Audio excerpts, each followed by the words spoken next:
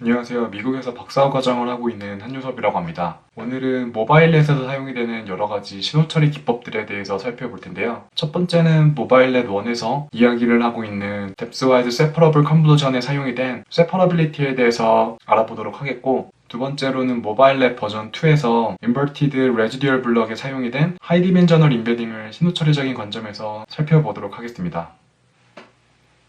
근래 모바일넷이라는 페이퍼를 접하게 되었는데요. 이번 영상에서는 모바일넷에 사용이 되어 있는 몇 가지 신호처리적 관점들에 대해서 살펴보도록 하겠습니다. 먼저 모바일넷 페이퍼를 다운을 받아보도록 하겠습니다. 크롬을 여신 후 모바일넷이라고 검색을 해주세요. 첫 번째 보이는 모바일넷 URL로 이동을 해주세요. 또 다른 크롬을 여신 후 모바일넷 버전 2라고 검색을 해주세요. 마찬가지로 첫 번째 URL에 보이는 모바일넷 버전 2 아카이브로 이동을 해주세요. 왼쪽에 보이는 페이퍼가 모바일넷 버전 1 페이퍼이고 오른쪽에 보이는 페이퍼가 모바일넷 버전 2라는 페이퍼입니다. 우선 모바일넷 버전 1 페이퍼에서는 위에 보이는 스탠다드 컨볼루션 필터를 아래에 보이는 depthwise 컨볼루션 필터와 포인트와이즈 컨볼루션 필터 두 개의 텐서로 분리를 하여 메모리의 사용량과 연산의 효율을 향상시키는 데 그 목적이 있었습니다.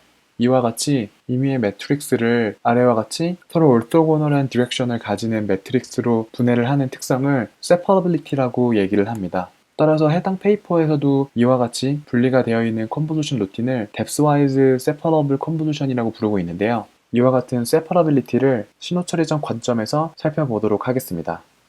다음으로 모바일넷 버전 2에서는 inverted residual block이라는 개념을 도입을 함으로써 embedding이라는 개념을 도입을 하였는데요. 오른쪽에 보이는 그림과 같이 residual block 같은 경우에는 input 매트릭스의 채널 디멘전을 다음과 같이 압축을 하여 value activation을 통과시킴으로써 해당 블록이 진행이 되었는데요. 모바일넷 버전 2에서는 input 매트릭스의 채널을 다음과 같이 익스텐션을 시킨 후 value activation을 통과시키고 다시 linear 오퍼레이터로 오리지널 디멘전으로 돌아오는 게 input 매트릭스의 인포메이션을 충분히 포함하는 형태로 진행이 될 수 있다고 이야기를 하였습니다.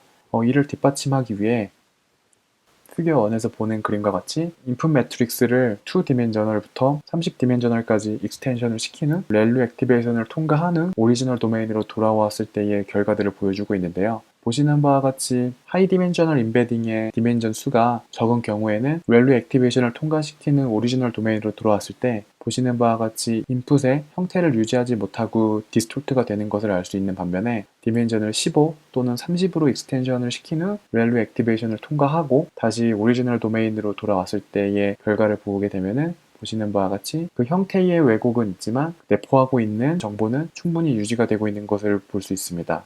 따라서 이번 영상에서는 왼쪽에 보이는 separability와 오른쪽에 보이는 high dimensional embedding을 옥타브라는 소프트웨어를 통해서 살펴보도록 하겠습니다. 실습을 위해 옥타브라는 소프트웨어를 실행을 시켜주도록 하겠습니다. 다음과 같이 실습을 진행을 할 메인 파일을 하나 생성을 하였는데요. 첫 번째로 모바일넷 버전 1에서 제안을 했던 depthwise separable convolution에 적용이 된 separability에 대해서 살펴보도록 하겠습니다. separability를 알아보기 위해서 먼저 full length 매트릭스를 하나 생성을 해보도록 하겠습니다. 매트릭스의 크기는 4로 설정을 하도록 하겠습니다.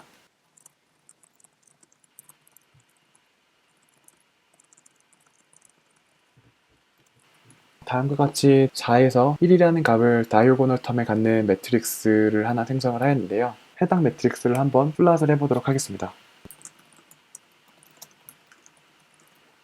보시는 것처럼 가장 첫 번째 컬럼이 4라는 값을 갖고 두 번째 컬럼은 3이라는 값, 세 번째 컬럼은 2라는 값, 그리고 마지막 컬럼은 1이라는 값을 가지는 다이오고널 매트릭스가 생성이 된 것을 알 수 있습니다. 여러분들도 아시는 것처럼 다이오고널 매트릭스는 풀 랭크를 가지게 되는데요. 실제로 해당 매트릭스가 풀 랭크를 가지는지 SVD를 통해서 살펴보도록 하겠습니다.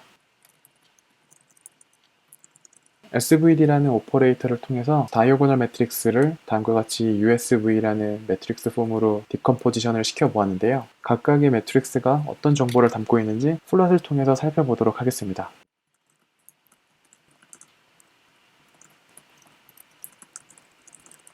해당 부분을 실행을 시켜서 이미지를 살펴보도록 하겠습니다.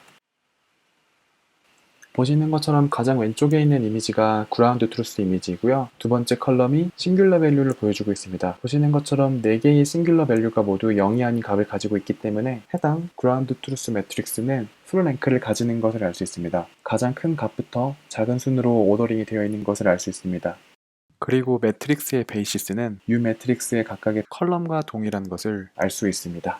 이와 같이 그라운드 트루스 이미지가 풀 랭크를 가지는 것을 확인을 해보았는데요. 이번에는 각각의 랭크에 해당하는 랭크 1 매트릭스를 한번 생성을 해보도록 하겠습니다. 랭크 1 매트릭스 같은 경우에는 쉽게 생성을 할 수 있는데요. SVD를 통해 얻어진 U 매트릭스의 컬럼과 V 매트릭스의 로우를 닷 프로덕트를 수행을 함으로써 인풋 매트릭스와 동일한 사이즈의 매트릭스를 얻을 수 있게 되는데요. 해당 매트릭스는 랭크를 1을 가지는 매트릭스로 정의가 될 수 있습니다. 이런 식으로 첫 번째 컬럼부터 네 번째 컬럼에 해당하는 랭크 1 매트릭스를 모두 4개 생성을 해보도록 하겠습니다. 보시는 바와 같이 U 매트릭스의 컬럼과 V 트랜스포즈 매트릭스의 로우를 하나 가지고 온 후 그 두 개의 벡터를 이너 프로덕트 함으로써 하나의 베이시스 매트릭스 1을 생성을 하였는데요. 이와 같은 형태로 4개의 매트릭스를 마저 생성을 해보도록 하겠습니다.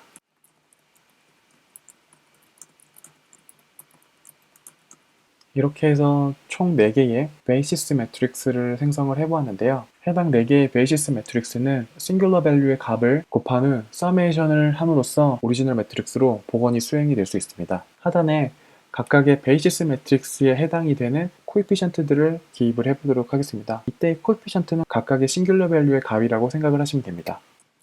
첫 번째 베이시스 매트릭스의 코에피션트는 싱귤러 밸류 매트릭스의 첫 번째 밸류가 되겠고, 두 번째 베이시스 매트릭스의 코에피션트는 마찬가지로 두 번째 싱귤러 밸류로 정의를 할 수 있습니다. 이렇게 해서 인풋 매트릭스를 정의하고 있는 베이시스 매트릭스와 코에피션트 값을 설정을 해보았는데요. 지금까지 설정을 한 매트릭스들을 플롯을 통해서 좀 더 자세히 살펴보도록 하겠습니다.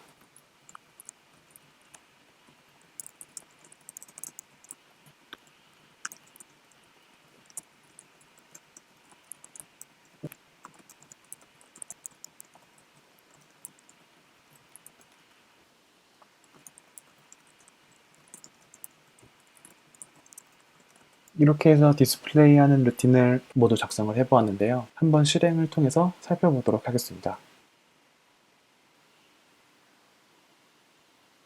다음과 같이 피규어를 생성을 해보았는데요.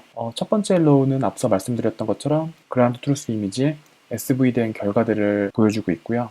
두 번째 로우는 U 매트릭스의 첫 번째 컬럼과 V 트랜스포즈의 첫 번째 로우 또는 U 매트릭스의 두 번째 컬럼과 V 매트릭스의 두 번째 로우 등 각각의 U와 V 매트릭스의 컬럼과 로우를 보여주고 있습니다. 그리고 마지막 베이시스 매트릭스는 위에 보이시는 U 매트릭스의 첫 번째 컬럼과 V 트랜스포즈 매트릭스의 첫 번째 로우를 닷 프로덕트를 하면은 다음과 같은 베이시스 매트릭스를 생성을 할 수 있으며, 그 외에도 두 번째 베이시스 매트릭스, 세 번째 베이시스 매트릭스, 그리고 마지막 네 번째 베이시스 매트릭스도 동일하게 U의 컬럼과 V 트랜스포즈의 로우를 닷 프로덕트를 수행을 함으로써 생성을 하실 수 있습니다. 그라운드 트루스 이미지와 가장 하단에 있는 베이시스 매트릭스, 즉 랭크 1 매트릭스의 관계를 살펴보게 되면은 first 베이시스 매트릭스는 그라운드 트루스 이미지에 대해서 U 매트릭스의 first 컬럼으로 생성을 할 수 있는 이미지를 보여주고 있는 것을 알 수 있습니다.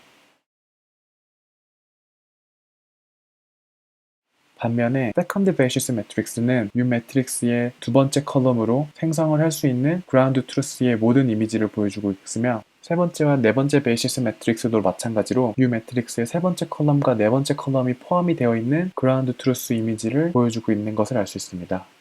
왼쪽에 보이는 모바일 랩 1에서의 뎁스와이즈 세퍼러블 컨볼루션과 공통점을 찾을 수 있는데요. 보시는 것처럼 M개의 뎁스와이즈 컨볼루션 필터는 보시는 바와 같이 그라운드 트루스 이미지의 베이시스 매트릭스라고 생각을 할 수 있으며, 포인터와이즈 컨볼루션의 하나의 필터는 그라운드 트루스 매트릭스의 싱귤러 밸류의 벡터 폼과 유사한 것을 알 수 있습니다. 따라서 모바일넷에서의 뎁스와이즈 컨볼루션 필터는 오른쪽에 하단에 보이는 베이시스 매트릭스와 공통점을 가지고 있는 것을 알 수 있고, 모바일 앱에서의 하나의 포인트와이즈 컨볼루션 필터는 SVD의 싱귤러 밸류들의 벡터와 공통점을 가질 수 있는 것을 알 수 있습니다. 다음으로는 베이시스 매트릭스와 싱귤러 밸류를 이용을 해서 그라운드 트루스 매트릭스를 복원을 해보도록 하겠습니다. 리컨스트럭션은 이전에 생성했던 코이피션트와 베이시스 매트릭스를 각각을 곱한 후 더함으로써 복원이 수행이 될 수 있습니다. 따라서 다음과 같이 각각의 코이피션트와 베이시스 매트릭스를 곱한 후 모두 서메이션을 함으로써 인풋 매트릭스를 리컨스트럭션을 할 수 있습니다. 리컨스트럭션이 잘 수행이 되었는지 플롯을 통해서 살펴보도록 하겠습니다.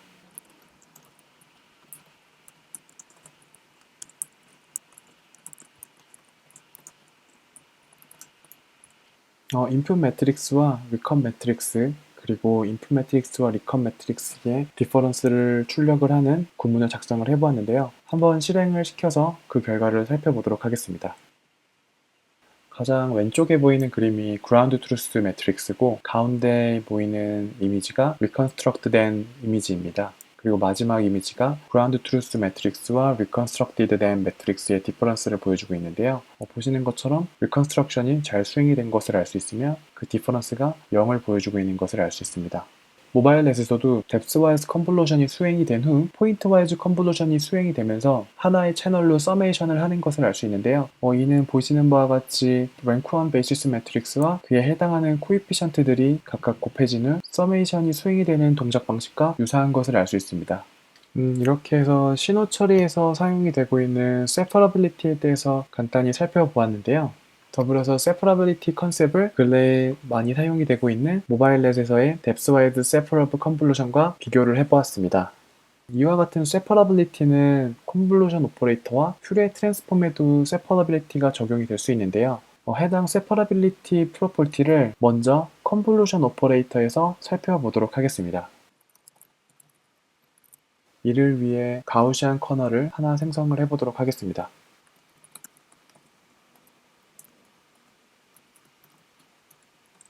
처음에 보이는 ny와 nx는 인풋 이미지의 매트릭스 사이즈를 보여주고 있으며 ny와 mx는 가우시안 커널의 크기, 그리고 a는 2D 가우시안 펑션에서의 스케일링 팩터 시그마 y와 시그마 x는 가우시안 커널에 사용이 되는 시그마 파라미터, 그리고 마지막으로 y0와 x0는 가우시안 커널에서 사용이 되는 센터 포지션을 의미하고 있습니다. 해당 파라미터와 가우시안 커널 이퀘이션을 기반으로 가우시안 커널을 생성을 해보도록 하겠습니다.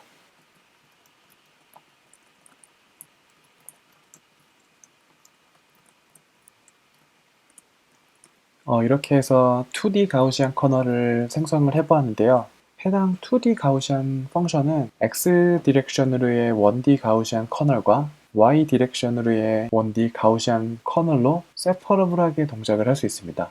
이를 검증을 하기 위해 1D 가우시안 커널을 한번 생성을 해보도록 하겠습니다.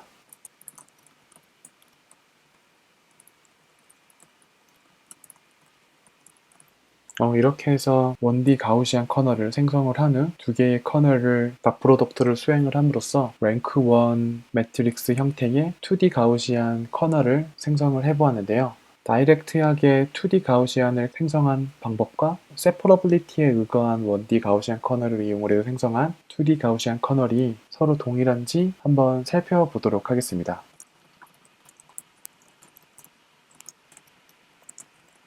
작성을 모두 완료를 하였는데요. 한번 실행을 통해서 그 결과를 살펴보도록 하겠습니다. 해당 이미지가 디스플레이한 결과인데요.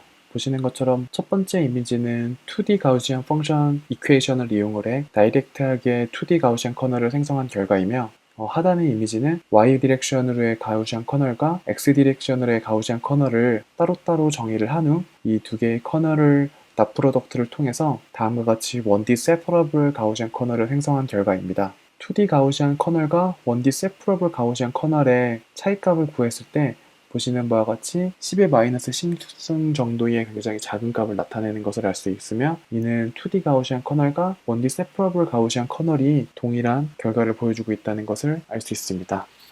다음으로는 2D 가우시안 커널을 다이렉트하게 적용한 컨볼루션의 결과와 1D 가우시안 커널을 시퀀셜하게 적용한 컨볼루션의 결과가 서로 어떤지 한번 살펴보도록 하겠습니다. 팬텀 이미지를 하나 생성을 하였습니다. 해당 이미지에 2D 커널인 W 커널을 적용한 결과와 1D 커널인 WY와 WX를 순차적으로 적용한 결과를 한번 살펴보도록 하겠습니다. 해당 결과는 X라는 인풋 매트릭스에 W라는 2D 가우시안 커널을 다이렉트하게 적용한 결과이며, 해당 결과는 X라는 이미지에 Y방향으로의 1D 가우시안 커널인 WY를 적용한 결과입니다. 해당 결과에 X방향의 1D 가우시안 커널인 WX 커널을 적용을 시켜보도록 하겠습니다. 이렇게 해서 W라는 2D 가우시안 커널을 세퍼러블하게 두 개의 1D 가우시안 커널인 WY와 WX를 이용을 해서 동일하게 컨볼루션을 수행을 해보았는데요. 두 개의 결과가 어떤지 플롯을 통해서 살펴보도록 하겠습니다.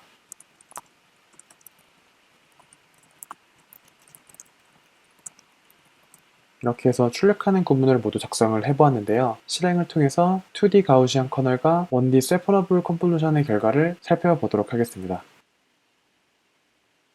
결과가 다음과 같이 출력이 되었는데요. 오리지널 이미지와 2D 가우시안 커널, 그리고 Y 디렉션으로의 1D 가우시안 커널과 X 방향으로의 1D 가우시안 커널이 첫 번째 로우에 정리가 되어 있고, 두 번째 로우의 첫 번째 이미지는 2D 가우시안 커널을 인풋 이미지에 적용한 결과이며, 두 번째 로우의 두 번째 이미지는 Y 디렉션으로의 1D 가우시안 커널을 인풋 이미지의 모든 컬럼에 적용한 후 다시 X 디렉션으로의 1D 가우시안 커널을 Y 디렉션으로의 가우시안 커널이 적용이 된 이미지에 적용을 했을 때의 결과입니다. 두 이미지의 차이를 구해보았을 때 보시는 바와 같이 10의 마이너스 10조 정도의 굉장히 작은 프리시전 에러를 보여주는 것을 알 수 있었으며, 따라서 컨볼루션 오퍼레이터도 보시는 바와 같이 커널이 세퍼러블 하다면 굳이 2D 컨볼루션 오퍼레이터를 사용을 하지 않더라도 세퍼러블한 1D 커널들을 이용을 해 동일한 연산을 수행을 할 수 있습니다. 컨볼루션 오퍼레이터가 아니더라도 이런 세퍼러빌리티를 만족을 하는 다른 오퍼레이터도 존재하는데요. 바로 저희가 근래에 배웠던 퓨리에 트랜스폼입니다. 퓨리에 트랜스폼도 이미지를 2D 퓨리에 트랜스폼을 하는 경우도 앞서와 마찬가지로 1D 퓨리에 트랜스폼을 Y 디렉션과 X 디렉션으로 연속적으로 수행을 하면은 동일한 결과를 얻으실 수 있습니다. 이를 직접 실습을 통해 살펴보도록 하겠습니다.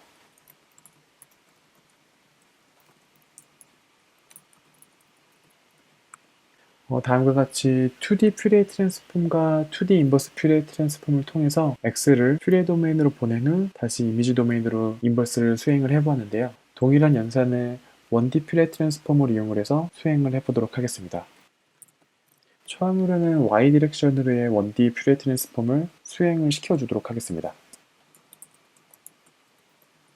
다음으로는 X 디렉션으로 동일하게 퓨리에 트랜스폼을 적용을 시켜주도록 하겠습니다. 이와 동일한 과정으로 인버스 퓨리에 트랜스폼도 1D 퓨리에 트랜스폼을 이용을 해서 수행을 해보도록 하겠습니다.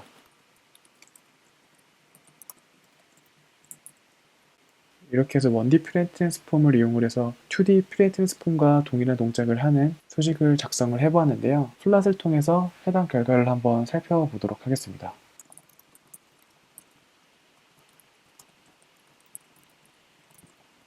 실행을 통해서 해당 결과를 한번 살펴보도록 하겠습니다.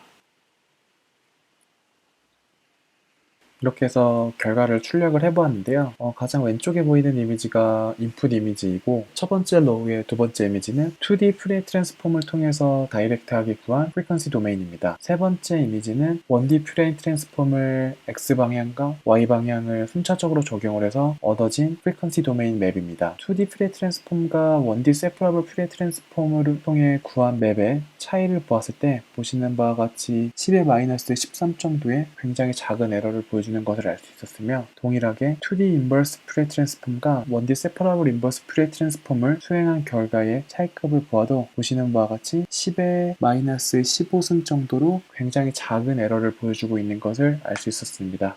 따라서 컨볼루션 오퍼레이터와 마찬가지로 퓨리에 트랜스폼도 세퍼러빌리티 특성을 가지고 있는 것을 알 수 있습니다. 이렇게 해서 매트릭스와 오퍼레이터의 세퍼러빌리티에 대해서 살펴보았는데요. 다음으로는 모바일랩 버전 2에서 제안하는 하이 디멘셔널 임베딩 모식도인 피겨 1을 리프로듀스 해보도록 하겠습니다. 피겨 1에서 이야기하고 있는 내용은 인풋 데이터를 하이 디멘셔널로 보낸 후 렐루 트랜스폼을 적용을 하고 렐루 트랜스폼이 적용이 된 하이 디멘셔널 데이터를 다시 오리지널 디멘션으로 프로젝션을 수행을 했을 때 2나 3 같은 작은 값이 아닌 15나 30과 같은 하이 디멘셔널 스페이스로 임베딩이 수행이 되었을 때 보시는 바와 같이 인풋 데이터의 인포메이션을 손실하지 않고 잘 유지를 할 수 있다는 개념인데요. 해당 피겨를 리프로듀스를 해보도록 하겠습니다. 이를 위해서 먼저 스파이럴 트라젝토리를 생성을 하도록 하겠습니다. 스파이럴 트라젝토리의 로테이션 횟수는 10회로 정하였고 각각의 로테이트당 샘플 수를 100개로 정하여 총 1000개의 샘플 포인트를 생성을 하도록 하겠습니다. R이라는 베리어블은 각각의 샘플이 가지는 라디우스를 이야기를 하며 세타는 각각의 샘플들이 가지는 앵글을 이야기합니다. IDX와 IDY는 스파이럴 트라젝토리의 X 포지션과 Y 포지션을 이야기합니다. 다음으로는 렐루 액티베이션을 함수로 정의를 해보도록 하겠습니다.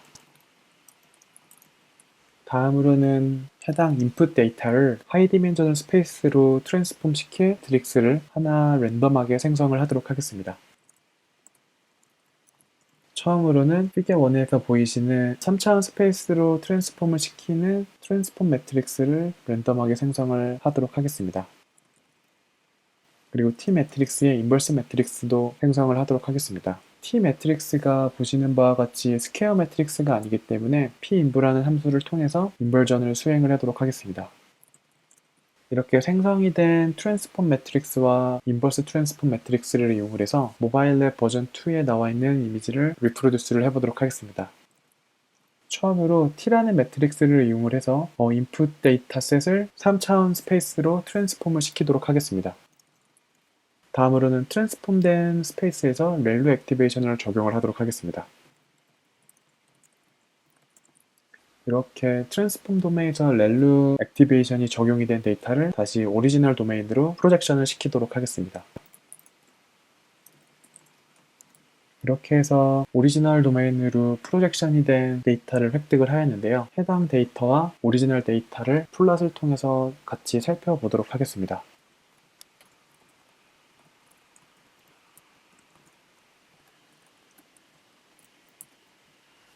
이렇게 해서 디스플레이하는 루틴도 모두 작성을 완료를 하였는데요. 실행을 통해서 해당 결과를 한번 살펴보도록 하겠습니다. 이렇게 해서 결과를 출력을 해보았는데요. 보시는 바와 같이 왼쪽에 보이는 두 개의 컬럼이 오리지널 트라젝토리를 표현을 할 수 있는 오리지널 스페이스의 데이터이고요. 가운데에 있는 컬럼이 오리지널 스페이스를 3차원 디멘셔널 스페이스로 트랜스폼을 시킨 후 렐루 액티베이션을 적용한 결과입니다. 그리고 마지막에 있는 매트릭스가 렐루 트랜스폼이 수행이 된 데이터를 다시 오리지널 스페이스로 인버스를 수행을 한 결과인데요. 리컨스트럭트된 스페이스를 트라젝토리 형태로 나타내게 되면은 보시는 바와 같이 오리지널 트라젝토리의 쉐입이 굉장히 많이 왜곡이 된 형태로 디스플레이가 되는 것을 알 수 있습니다. 이는 모바일랩 2 페이퍼에서 보여지는 3디멘셔널 스페이스에서 렐루 트랜스폼이 적용이 된 이미지와 굉장히 유사한 것을 알 수 있습니다. 그럼 이번에는 조금 더 높은 차원인 15차원에서의 렐루 트랜스폼이 적용이 된 결과를 한번 살펴보도록 하겠습니다. 여기서 이 디멘전 파트를 15로 수정을 한 후 실행을 시켜주도록 하겠습니다. 해당 결과는 15차원으로 인풋 스페이스를 임베딩을 수행을 한 후 렐루 액티베이션을 적용을 하고 이를 다시 인버스 트랜스폼을 통해서 오리지널 스페이스로 리컨스트럭션을 한 결과인데요. 보시는 바와 같이 오리지널 트라젝토리의 인포메이션을 충분히 유지하고 있는 형태로 트라젝토리가 복원이 된 것을 알 수 있습니다. 이는 모바일랩 2 페이퍼에서 보여지는 15차원에서의 렐루 트랜스폼의 결과와 굉장히 유사한 것을 알 수 있습니다. 보시는 바와 같이 오리지널 트라젝토리의 인포메이션을 잘 유지를 할 수 있는 이유는 인풋 스페이스를 하이 디멘셔널 스페이스로 트랜스폼을 시킨 경우에는 렐루 액티베이션을 적용을 하여도 각각의 디멘전에서 소실이 된 인포메이션이 다른 디멘전에 남아있을 수 있는 가능성이 높기 때문에 인버스 트랜스폼을 통해서 오리지널 스페이스로 복원을 수행을 하게 되면은 보시는 바와 같이 어느 정도의 왜곡은 존재할 수 있지만 전반적인 오리지널 트라젝토리의 인포메이션을 잘 유지를 할 수 있게 됩니다. 이와 같은 컨셉을 바탕으로 모바일랩 버전 2에서는 다음과 같은 인버티드 레지듀얼 블럭을 고안을 하였으며 이로 인해 성능이 조금 더 향상이 된 것을 아실 수 있습니다. 이렇게 해서 이번 영상에서는 모바일넷에 적용이 되어 있는 여러 가지 신호 처리적인 컨셉에 대해서 살펴보았는데요. 첫 번째로는 왼쪽에 보이는 것과 같은 세퍼러빌리티에 대해서 신호 처리적인 관점에서 살펴보았으며, 두 번째로는 오른쪽에 보이는 하이 디멘셔널 스페이스 인베딩에 대해서도 같이 살펴보았습니다. 이렇게 해서 매트릭스와 오퍼레이터에 대한 세퍼러빌리티를 알아보았고요. 데이터의 하이 디멘셔널 인베딩에 대해서 살펴보았습니다. 다음에 더 좋은 영상으로 다시 찾아뵙도록 하겠습니다. 감사합니다.